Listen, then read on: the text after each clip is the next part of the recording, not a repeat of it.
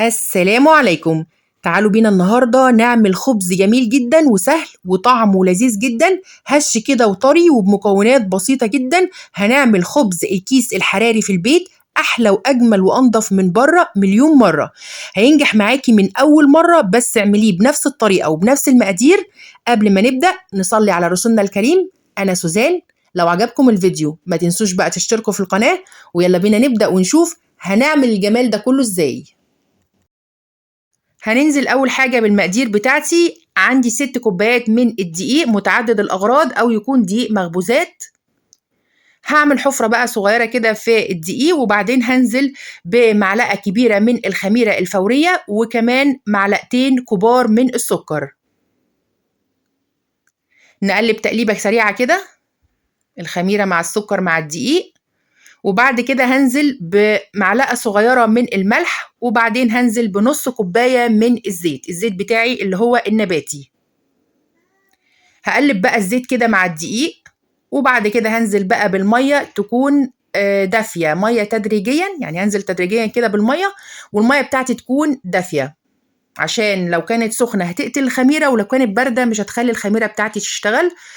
هبدأ بقى أعجن كده بإيدي، وطبعا زي ما قلت المية تدريجيا على حسب ما الدقيق بتاعي بيتشرب المية قد ايه.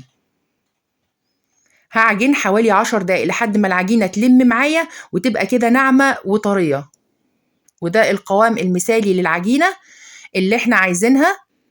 هسيبها بعد كده بقى في البولة وهغطي عليها كويس واسيبها تتخمر لمدة حوالي ساعة.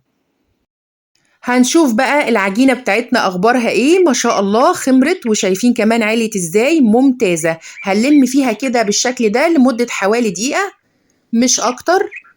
بعد كده بقى هنجيب شوية دقيق وننزل عليهم بالعجينة، وهنقسم العجينة لقطعتين يعني لرغيفين.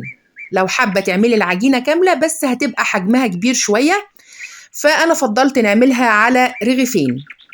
هنشكل بقى كل واحدة أو كل رغيف بالشكل ده. وكمان بقى بعد كده هنجيب الكيس الحراري ونبدأ نحط فيه شوية دقيق صغيرين وننزل فيهم بالرغيف. هنقفل بعد كده بقى الكيس بالقطعة اللي بتيجي مع الكيس الحراري. مش متخيلين كمية السهولة في الخبز ده، وبيطلع جميل جدا وطعمه لذيذ جدا. جربوا فعلا، الطريقة دي سهلة جدا، حتى اللي مش بيعرف يخبز أو يعمل خبز ما شاء الله هيطلع معاه جميل جدا ومن أول مرة. هنسيبه بقى يخمر لآخر مرة لحد ما حجم الرغيف أو الخبز يتضاعف، وممكن كمان نغطيه بفوطة مطبخ لو حابين عشان يخمر أسرع.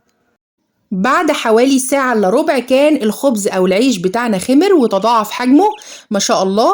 هنفتح بقى الكيس الحراري كده ونبدأ نرش دقيق بسيط كده على وش الرغيف، ونجيب موس ونكون حذرين جدا. هنبدأ نعمل شرط كده خفيفة بالشكل ده، ما نعمقش قوي في الرغيف، يعني بالراحة جدا الشرط يعني ما بتنزلش لتحت خالص.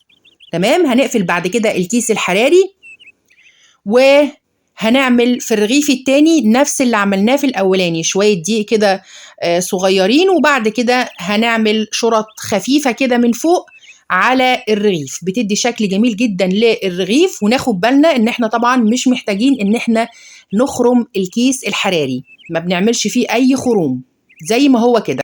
بعد كده بقى هناخد الخبز بتاعنا على فرن متسخن قبل كده على درجة حرارة 220 في الرف اللي في الوسط لمدة من ربع لتلت ساعة على حسب قوة فرنك. وده الخبز بتاعنا بعد ما طلع من الفرن ما شاء الله جميل جدا، اللهم بارك، كان سخن جدا. هنبدأ بقى نفتح الكيس بالشكل ده، يعني كانت ايدي فعلا مش مستحملاه، كان سخن جدا. وبعد كده بقى هبدأ اشيل كده بفرشة الدقيق الزيادة اللي على الوش، وهسيبه يبرد، وبعد كده هنبدأ نقطعه. وده بقى العيش او الخبز بتاعنا بعد ما برد، خبز الكيس الحراري. شايفين اللهم بارك، هش وطري جدا كده، شغل فاخر من الاخر، يعني يتاكل لوحده، طعمه لذيذ جدا. هنبدأ بقى نقطعه بسكينة، ويفضل تكون مشرشرة عشان يتقطع كده بشكل افضل. جميل جدا، واللون بتاعه انتوا شايفينه ما شاء الله تحفة. جربوه بقى وان شاء الله يعجبكم، وقولوا له رأيكم في التعليقات، لان فعلا رأيكم يهمني جدا. أنا سوزان محمد، للي لسه أول مرة يشوفني ما تنسوش بقى تشتركوا في قناتي على اليوتيوب وتفعلوا زر الجرس عشان كل ما نعمل وصفة جديدة إن شاء الله توصل لكم، ولايك وشير، والسلام عليكم.